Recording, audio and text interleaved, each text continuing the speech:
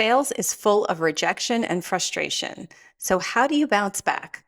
Let's talk about recovering from sales burnout in this episode of Closing Time.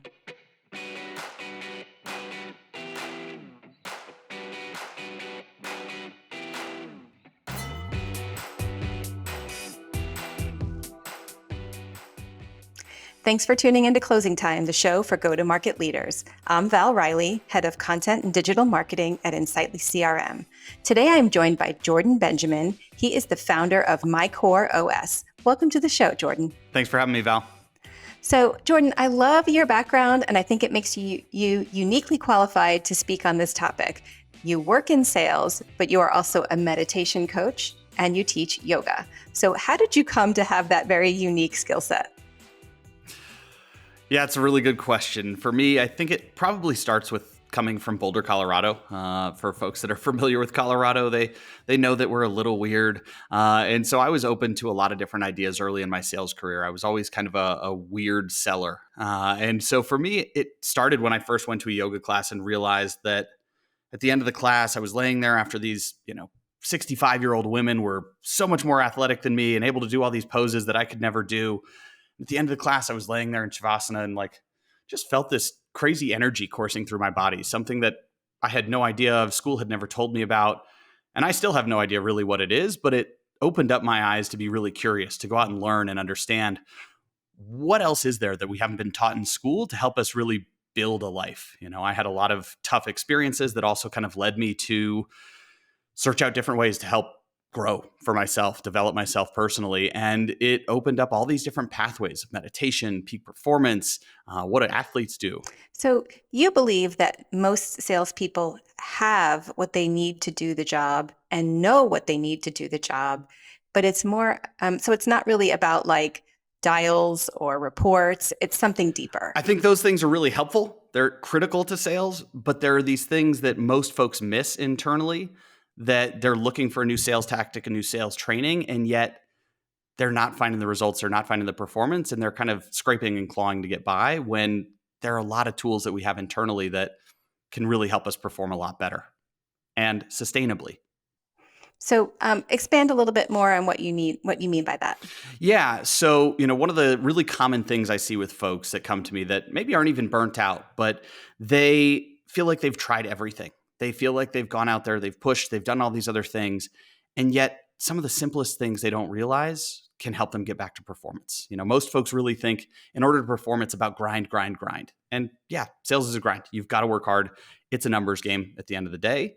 But how you show up, your energy, when you show up for those dials, if you show up in your low energy, your customers, your prospects hear that. And so finding ways to actually recharge and rest is really how you get back to top performance over time. And so we work with folks to say, how do you actually build out a menu of different items that you have to know, I need 5 minutes right now to go rest and reset. I'm going to go walk my dog. I'm going to go stand in some sunlight. I'm going to listen to my favorite song. And other times when that battery is draining even further, maybe we need a little bit longer time to go rest and recharge to actually get ourselves to perform. But so frequently sellers run back to back to back. They're chasing that next thing. There's always more that can be done on the joyful sales roller coaster that we live on. And really, it's about how do you find some time to rest and recharge yourself to get back to top performance.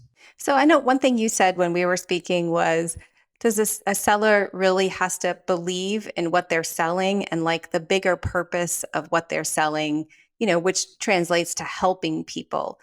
How do you help sellers discover that? Yeah. So everything we do goes through some sort of story in our head. And a lot of folks look at sales, especially when they're struggling, as just a means to an end. Oh, I'm just a sales guy. For me, early in my career, I sat down with our CRO and he was like, well, you can either be a sales guy or a sales professional, sales gal or sales professional. And really starting to think about, what do professionals do? How do they show up? And how do they find this purpose to say, we're actually helping people here. We're helping solve a problem, solve a need. I talk to a lot of folks, a lot of us in sales, we're not curing cancer, but you can. If you succeed in sales, you can have freedom with your time and autonomy to say, I'm going to go dedicate this to an organization. You can make great money that enables you to go support another organization. You can take those skills and sit on a board. So there are so many different ways that you can connect that story to a bigger picture. And for me, early in my startup days when, product wasn't great, it was about how do you find belief in that we're moving to a place that's getting better, that we're on the path to actually solve a problem that will help people. And so that's really where we work through understanding what are the stories that we have in our heads and how do we create those and architect those in a way that actually connect to our bigger purpose. And that can go across so many different areas depending upon really what matters to you and what's important for each individual person. One thing I saw that you mentioned was about different types of energy that people can bring to a sales job. Can you expand on that a little? Yeah, totally. So there's really four different types of energy that we talk about. Mental, how much are we able to focus? Emotional, how do we feel in general? Physical, our body is the foundation of our overall health. Are we actually putting good nutrients in it? Are we exercising? The benefits of exercise have so many cascading effects on the rest of how we show up, whether it's releasing endorphins, whether it's building more endurance, expanding your VO2 max. There are different things that we can do to help that physical energy. And then to your last question, the spiritual, which is a squishy word for a lot of folks, but to me, it's ultimately how do you solve for a bigger purpose that goes beyond you? Because so many sellers get stuck thinking about their quota, their team's quota. Managers sit in the same exact boat too, where they get stuck focused on themselves. And for many, many, many of us, if we're really solely focused on ourselves, our energy is short term. And if we can focus on how do we help, how do we give, how do we contribute to others, that purpose or that spiritual energy can really lift up. So it's about building one, self awareness to figure out where we're at in these different areas, because not every day is going to be perfect. But then building different tools to utilize to say, okay, how do we know that, oh, yeah, I'm really struggling to focus right now? I've got to take a few minutes, or I've got to really work on a specific time block on my calendar to know exactly what I'm doing. Or I need to manage my cell phone notifications to shut things down so I can manage my environment more effectively and show up better with that energy more frequently. I love how you spoke about your physical body. I don't think it's a coincidence that so many former like collegiate athletes or even professional athletes are in sales because I do believe like the challenge that you put on your body to compete athletically, there's a lot of relationships there with the challenges that a salesperson deals with. Big time. I'd say physically and mentally. For me, baseball was my sport. Mhm. And it was, hey, if you fail 30, 70% of the time, like in the professional level at least, you're in the Hall of Fame. And on the physical side of it is building these routines and habits that help nurture us. I was actually just thinking about this the other day. I saw a picture of my mom with her personal trainer on a flyer at the gym. And, she's in her 70s. And my dad would always tell me, like, wow, you're lucky your mom gave you these good habits and these good routines around health and fitness, because he didn't have them. And those are things that I learned in sports that I saw modeled from other people that really helped me build better habits physically. But I think these athletes have so many practices and routines and understand that they've had good coaches in their life. They've taken outside perspective. And that's where I work with a lot of folks that are former athletes, current athletes, state champions, things of the sort. And a lot of folks forget what they did back then to be at the top of their performance. And now they're just focused on work and think that's all that their value is driven around. And it's pretty shocking when you help them realize, like, oh yeah, what I did in the past to be a state champion, I kind of forgot as I got into the working world. So, one thing that's super hard in sales is at the beginning of every quarter, you go back to zero. And that can be great, if you didn't have such a great quarter. But I mean, how do you motivate people around that particular aspect of the role? Yeah, the always back to zero and the what have you done for me lately life in Mhm. sales is what drives so much stress and tension and anxiety. And that ultimately kind of creates this negative spiral around performance. And so for us, a lot of what we're looking at is how do we have these bigger goals? How do we maybe reframe or zoom out on a bigger picture from our perspective? Think about an annual number versus the quarterly number. And again, how do you come back to really understanding, like, what are you doing this for? So many people chase 100% to quota, 125% just because the company told them that that was a number. And if you don't have any purpose behind it, it's not necessarily that motivating. And so really what we look to work on is like, well, what are you doing this for? What does this help you create for yourself, for your family, for the organizations or whoever it is that you care about? And really trying to find that deeper purpose that allows us to say, oh yeah, well, here's what I'm doing this for. Here's where I'm here. And here's really what this means to me. So I can get the next promotion. So I can buy my first house. So I can take a vacation with my family. Those are the types of things that really start to drive some more of that intrinsic motivation that go beyond just the extrinsic, hey, here's 100% to quota, or here's where you are back to zero.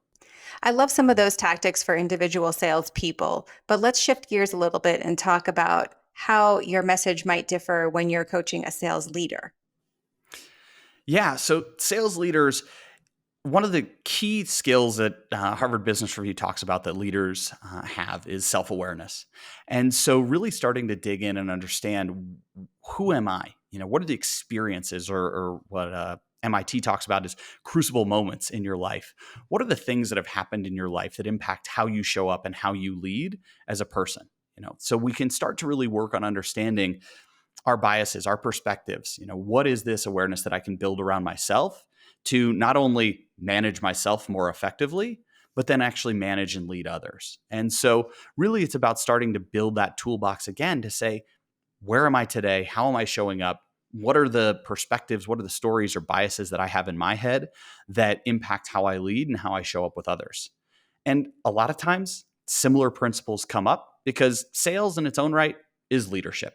You're leading folks to make a change. You're coaching them through a developmental process in some form or fashion.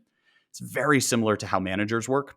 And so we also start to look at, how do managers and how do the best managers move beyond it's just about my number to it's about me elevating others. One of the best conversations I had with somebody that really hammered this home was, I asked somebody, super successful CFO, like, what do you measure success as in your life? And he sits there for a second and starts counting numbers on his fingers. It's like, gets up to about 10. And he's like, there's 10 people that have worked for me that are now CFOs somewhere else. And this ties back to a theme from Clayton Christensen, who talks about what is your yardstick and how do you measure the value of your life? And the folks that sit there and say, oh, the value of my life is just the money that I've got in the bank, the things that I have, usually aren't the ones that are the most happy. So as managers, we work to say, how do you work to build your skills and your tool belt to elevate others? So yeah, you may lose your top performer on your team because they got promoted, but how do you see that as a massive success and massive win? Opposed to, oh, I just lost my top performer, I'm so screwed. When it becomes all about me, it's such a tough thing to sustain through. So that's really where we work with managers a lot to say, how do you build these leadership skills for yourself so you can support others more effectively? Gosh, I love that message. That's all the time we have, so we're going to leave on that note. But Jordan, where can folks find you? And I believe you have a podcast as well. Yep. So my podcast, Peak Performance Selling, find it anywhere you listen to podcasts today. Or for folks that are curious, I work with folks one-on-one, do a lot of different work. You can email me, jordan@mycoreos.com, and also my website, mycoreos.com. Or some folks look at it and think it's my Coreos, but mycoreos is the best way to find me. Shoot me an email, find me on LinkedIn. I'm happy to connect. Awesome. Thanks so much for joining us, and thanks to all of you for tuning in. Remember, you want to like this episode, hit the button for notifications, and subscribe to the channel so you don't miss an episode. We will see you next week.